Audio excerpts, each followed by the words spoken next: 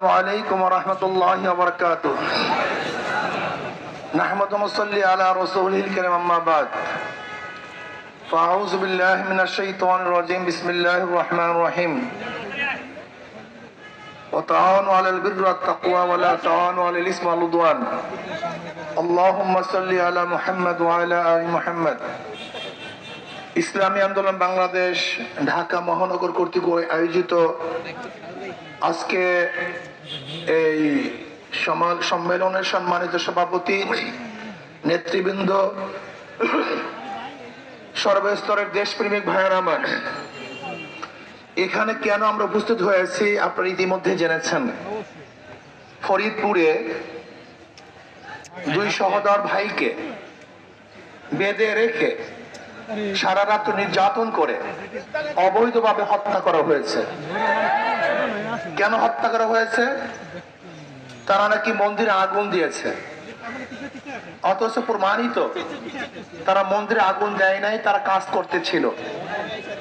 কিন্তু সরকার এক সপ্তাহ হয়ে যাওয়ার পরেও হত্যাকারীদেরকে গ্রেফতার করে নাই। এমনকি মিডিয়ায় আমরা যা দেখতেছি মনে হয় যেন এদেশে মিডিয়ার নাই, ভারত পরিচালিত মিডিয়া আমাদের বাংলাদেশে আছে।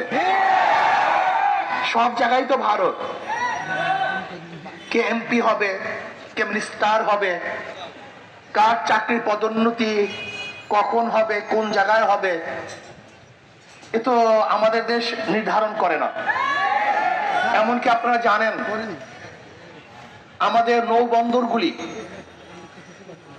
কি অবস্থায় আছে অনেকেই জানেন না। যদি আমাদের দেশের কোনো জাহাজ মাল খালাস করে, সেখানে যদি ভারতের কোনো জাহাজ আসে, আমাদের জাহাজ সরে যেতে হবে, ভারতের জাহাজকে মাল খালাস করতে দিতে হবে। আজকে আমরা কি দেখেছি? শ্মশান পূজা নাঙ্গা তলোয়ার নিয়ে করা হচ্ছে, নাঙ্গা তলোয়ার নিয়ে। আবার নিউজ দেখছি যে শ্মশান পূজা উদ্দীপনার সাথে উদযাপন করা হয়েছে। বিবিসি নিউজও করছে দেখলাম, এবং অনেক নিউজে দেখছি। আমি প্রশ্ন করতে চাই, আমি ধর্মীয় ব্যাখ্যা চাই। শ্মশান পূজা তলোয়ার নিয়ে করা হয়, এর ধর্মীয় ব্যাখ্যা আমরা চাই। যদি ধর্মীয় ব্যাখ্যা না দিতে পারে তাহলে আমরা মনে করব এর উস্কানি, এবং যারা এর পক্ষে নিউজ করেছে তারাও এদেশের নাগরিক নয়, এরা এদেশকে ধ্বংস করার চক্রান্তে লিপ্ত। মন্দিরে যারা আগুন দিয়েছে আপনিও তদন্ত ভিত্তিক তাদেরকে বিচার করেন, আমরা এটাও দাবি করছি। আর যারা অবৈধভাবে দুইজন শ্রমিককে হত্যা করেছে বাংলার জমিনে তাদের বিচার করতে হবে। আজকে আওয়ামী লীগ সরকার ক্ষমতার বিনিময় বাংলাদেশের মুসলমানদেরকে মুদির কাছে গোলাম হিসেবে বিক্রি করে দিয়েছে। এদেশের মুসলমান স্বাধীন নয়, সমস্ত মুসলমান বিক্রি হয়ে গেছে। তাদের গলার মধ্যে গোলামের জিঞ্জির লাগিয়ে দেওয়া হয়েছে। আজকে Dhaka university Nawaz Salimullah donkey university মুসলমানদের জন্য ইউনিভার্সিটি করা হয়েছিল। সেখানে মুসলমানরা নামাজ পড়তে পারবে না, ইফতার করতে পারবে না, সেখানে পূজা চলবে, মঙ্গল শুভ যাত্রা চলবে। এটা বাংলাদেশের মানুষ মানতে পারে না, মানবে না ইনশাআল্লাহ। আজকে কি দেখেছি? হিন্দু পণ্ডিতরা বক্তব্য দিচ্ছে যে 20-30টা তলোয়ার নিয়ে, 100 তলোয়ার নিয়ে যদি দাঁড়িয়ে যাওয়া হয়। শোনেন বক্তব্য, কেন? এর কারণটা কোথায়? বাংলাদেশ কখনো কোনো অবস্থাতেই সাম্প্রদায়িক সৌহার্দ্যতা বিনষ্ট হয় নাই, আমরা হতে দিতে পারি না। আজকে ভারতে নির্বাচন চলছে, সব মুদির কারসাজি। আমি মনে করি এটা সব ইসকনের কারসাজি। এদেশের সাম্প্রদায়িক দাঙ্গার ভিত্তিতে ওই দেশে তারা ভোট ক্যারি করার এই জন্য ষড়যন্ত্র আওতায় নিয়ে আসছে। সব জায়গায় আপনি যান মিডিয়ায়, সেখানে বসা। আপনি যান প্রাইম মিনিস্টারের কার্যালয়, সেখানে বসা। আপনি যান সব জায়গায়, সেখানে সব তাহলে কেন এই দেশটাকে স্বাধীন করেছিলাম? আমরা স্বাধীনভাবে থাকতে চাই, গোলাম হিসেবে থাকতে চাই না, গোলাম হিসেবে বাঁচতে চাই না। বাঁচবো তো বাঘের মতো একদিন বাঁচবো, শিয়ালের মতো হাজার বছর বাঁচতে চাই না। যদি সরকার আগামী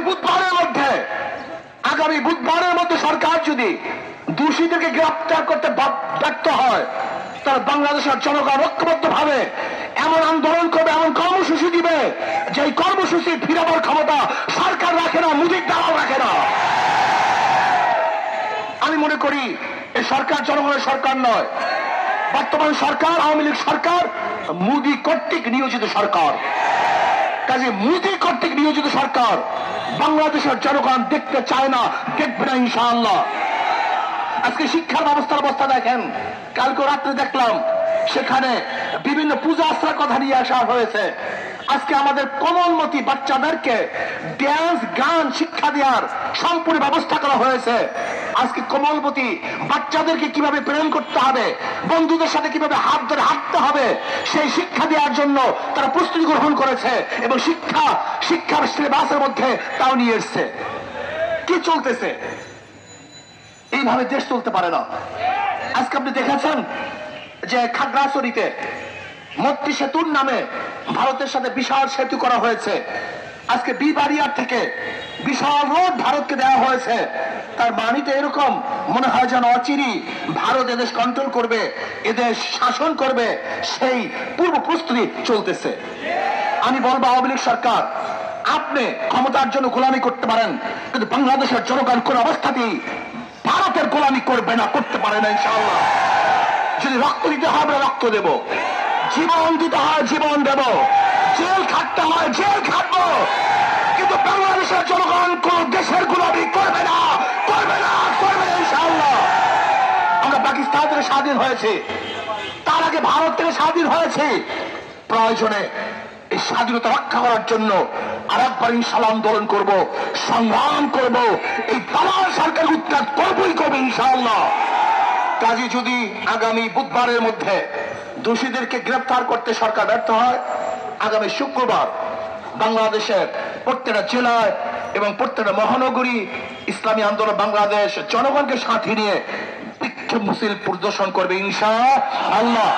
আর যদি এরপরে সরকার ব্যর্থ হয়, তাহলে পরবর্তীতে এমন কর্মসূচি দেব ইনশাআল্লাহ। বাংলাদেশের জনগণ এই ইস্যুতে রাস্তায় নামবে এবং দোষীদেরকে গ্রেফতারের জন্য সরকারকে বাধ্য করবে এবং এই অবৈধ সরকারকেও বিদায় করতে বাধ্য করবে ইনশাআল্লাহ।